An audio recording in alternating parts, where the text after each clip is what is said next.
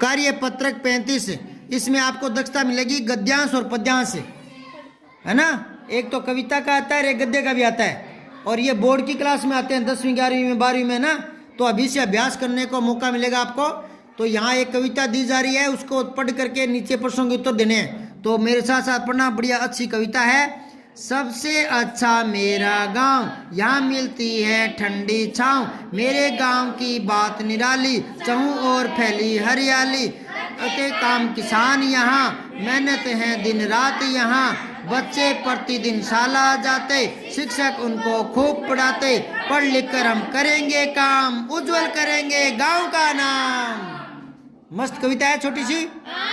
अब पहला प्रश्न तो वो कह रहे हैं कि ऊपर लिखी कविता को अपने किसी दोस्त को बोल बोल के सुनाओ और उसे आप सुनो। ये मतलब ये इसको एक खेल सा बना करके और ये कविता आपस में बोल करके सुनो। कभी कभी बाहर वाले खेल तो आप खेलते ही हो, कभी कभी पढ़ाई को भी खेल बना लिया करो। दूसरा प्रश्न देखो, इस कविता में गांव के कौन कौन से काम बताए गए हैं। इसी में से, गांव में तो बहुत काम होते हैं, लेकिन इसी में से वो काम छांटने जो शहर में कम होते हैं, गांव में ज़्यादा होते हैं। तो एक तो गांव में हरियाली मिलती है, ठंडी छाया मिलती है, और हरियाली मिलती है खेतों में। शहरों में हरियाली क्योंकि शहरों में सड़कें होती है, तपती है ना, डामर की सड़कें, है ना, और बड़े बड़े मकान होते हैं, बड़ी बड़ी हवेलियां होती है ना। तो शहरों में इतनी ताजगी होती नहीं जितनी गाँव में होती है। शहरों में धुआं, व्हीकल, है ना, शोर शराबा, फैक्ट्रियों के धुएं, और गाँव का शुद्ध वातावरण होता है ना। चलो काम क्या क्या है वो लिखने हैं। एक तो गांव में खेती की जाती है, गांव के लोग खेती करते हैं, गांव के लोग खेती करते हैं, ठीक है। और किसान मेहनत करते हैं, किसान मेहनत करते हैं, ठीक है। और गांव के बच्चे स्कूल जाते हैं, गांव के बच्चे शाला जाते हैं, विद्यालय, शाला लिखो या विद्यालय जाते हैं, ठीक है ना, विद्यालय जाते हैं, पढ़ने जाते हैं, ठीक है। ये दो काम बताए हैं इसमें तो, है ना।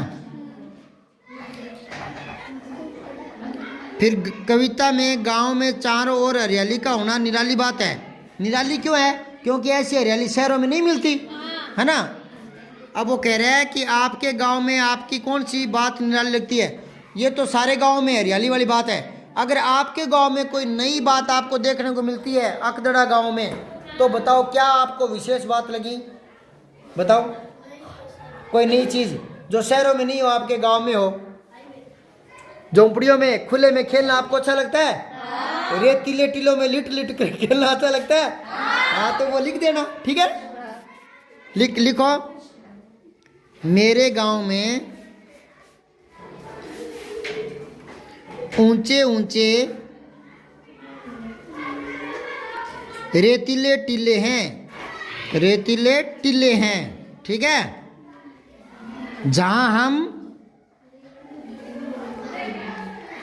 लेट लगाते हुए खेलते हैं, लेट लगाते हुए खेलते हैं, जो हमें बहुत निराला लगता है, बहुत निराला खेल लगता है। घे देखो, क्या आपके गांव के सभी बच्चे स्कूल जाते हैं? हाँ लिखो, हाँ, और हाँ के लगाओ कॉमा, अल्पविराम, और आगे लिखो हाँ मेरे गांव के सभी बच्चे और बच्चियां विद्यालय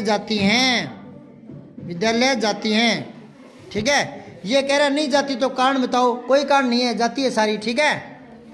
अब है आकलन 5, दिए गए गद्यांश को पढ़कर। ये तो थी कविता को पढ़कर उत्तर देने थे, और ये है गद्यांश। गद्य और पद्य में अंतर पता होता है ना आपको।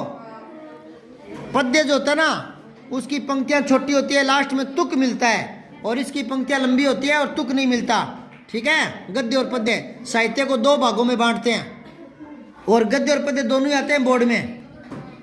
आज मैं तुम्हें प्राचीन काल की सभ्यता का हाल बताता हूँ। लेकिन इसके पहले हमें ये समझ लेना चाहिए कि सभ्यता का क्या अर्थ है। शब्दकोश में सभ्यता का अर्थ है अच्छा करना, सुधारना, जंगली आदतों की जगह अच्छी आदतें पैदा करना, और इसका व्यवहार किसी समाज या जाति के लिए किया जाता है। आदमी की जंगली दशा को जब हम बिल्कुल जानवरों जैसा होता है तो बर्बरता कहते हैं, और बर्बरता का उल्टा होता है सभ्यता। बर्बरता का उल्टा और सभ्य का उल्टा बर्बर। बर्बर सभ्य, बर्बरता सभ्यता, ये विलोम शब्द काम आएंगे। बर्बरता मतलब जंगलीपन और सभ्यता मतलब सभ्य रहना। समझ गए क्या? सभ्यता में बहुत कुछ आ जाता है, बोली चाली, खान पान, रहन सहन, बहुत कुछ आता है, ठीक है ना। और सब कुछ अच्छी होती है तो हम कहते हैं कि वो सभ्य आदमी है, और अगर वो अच्छी आदतें नहीं है तो हम कहेंगे बर्बर आदमी, जंगली आदमी है। तो सभ्यता बर्बरता 4 बार बोल दिया मैंने, याद हो जाना चाहिए ये। और सभ्य का बर्बर, कि ये सभ्य आदमी है तो बर्बर आदमी है, सभ्यता बर्बरता। अब आगे देखो, सभ्यता बिल्कुल उसकी उल्टी चीज है, बता दिया मैंने अभी, बर्बरता की उल्टी चीज है। हम बर्बरता से जितना दूर जाते हैं तो इसका मतलब है सभ्यता के नजदीक आते हैं।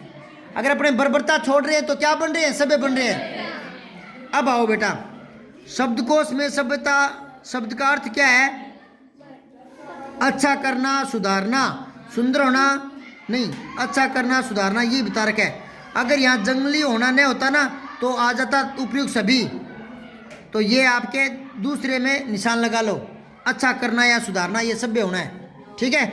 सभ्यता का विलोम क्या होता है? बर्बरता, पहला ही। फिर है निम्नलिखित के बहुवचन बनाने आपको, तो सभ्यता का सभ्यताएं क्या हो जाएगा? आदत का आदतें, जानवर का जानवर ही होता है। अगर मैं कहूँ ना एक जानवर इधर आ रहा है तो एक वचन है, मैं कहूँ वहाँ जानवर चल रहे हैं तो फिर जानवर है, यूँ थोड़ी कहेंगे वहाँ जानवरों चल रहे हैं, तो जानवर खुद ही एक वचन है, खुद ही जाति को जाएगा, जातियाँ।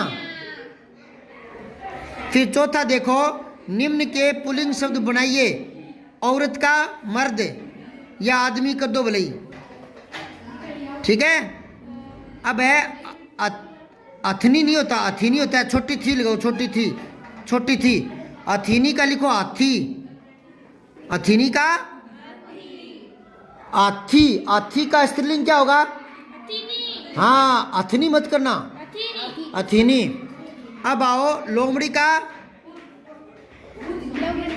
देखो कुछ शब्द ऐसे होते हैं ना तो उनको हम ऐसे कर सकते हैं, नर लोमड़ी मादा लोमड़ी, ऐसे कर सकते हैं ना, नहीं तो लोमड़ा लिख लो। जैसे भेड़िया है, भेड़िया तो आप क्या कहोगे? नर भेड़िया मादा भेड़िया, हाँ, नर मक्खी मादा मक्खी, वेरी गुड। बच्चा का बच्चियां, बच्ची को दो बच्ची। अब है 5वां, उपयुक्त गद्यांश का उचित शीर्षक लिखना है, तो क्या लिखोगे इसमें? क्या मेन बात क्या है? ये वो शीर्षक होता है, तो मेन बात यहाँ क्या बताई गई थी? सभ्यता के बारे में, तो यहाँ लिखो सभ्यता। मेन बात क्या थी यहाँ? तो सभ्यता इसका शीर्षक हो गया। फिर है हम कब सभ्य होते चले जाते हैं? जब हम बर्बरता को त्यागते हैं। और थे तो ना बोलो, जब हमें बर्बरता को त्यागते हैं, गलत मत लिखना, ऊपर लिखा पड़ा है बर्बरता। जब हम बर्बरता को त्यागने लगते हैं, त्यागने लगते हैं, तो सभ्य होने शुरू हो जाते हैं, ठीक है। लिख लिया क्या? जब हम बर्बरता को त्यागने लगते हैं तो इसका मतलब क्या निकलता है? हम सभ्य हो रहे हैं। जंगलीपन छोड़ेंगे तो ही तो सही आदमी बनेंगे।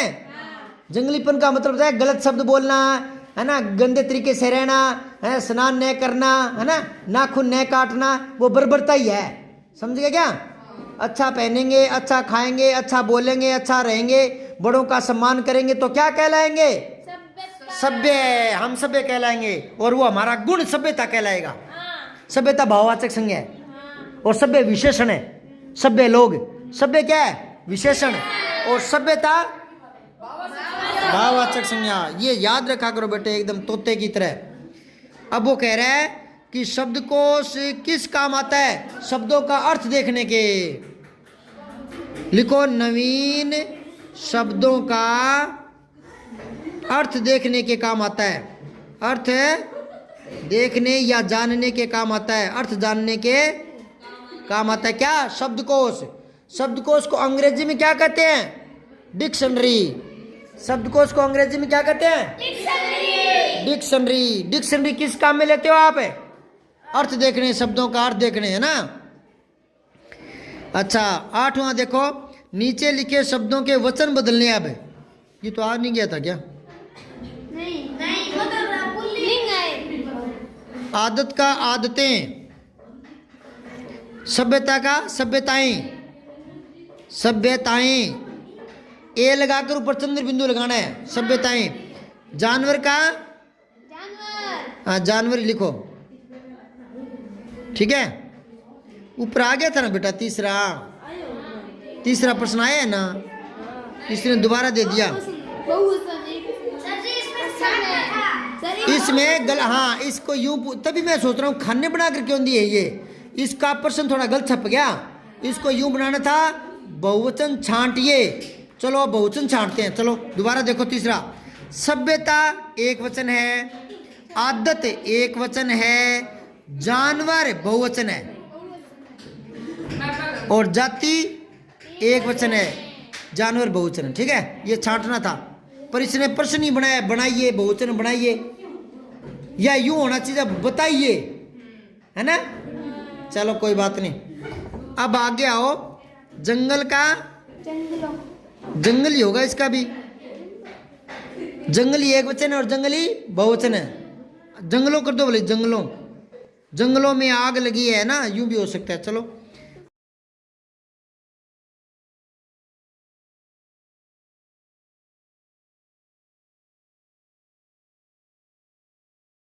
अब देखो, हम बर्बरता से जितनी दूर जाते हैं उतना ही सभ्य होते जाते हैं। इस पंक्ति का भाव अपने शब्दों में लिखो। मतलब क्या कहना चाह रहा है ये बताओ, क्या कहना चाह रहा है?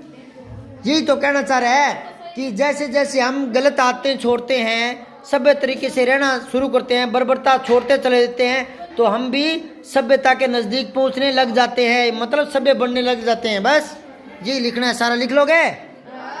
बस पूरा हो गया ये। 36 करेंगे कल। सब्सक्राइब करके बेल आइकन जरूर दबाएं।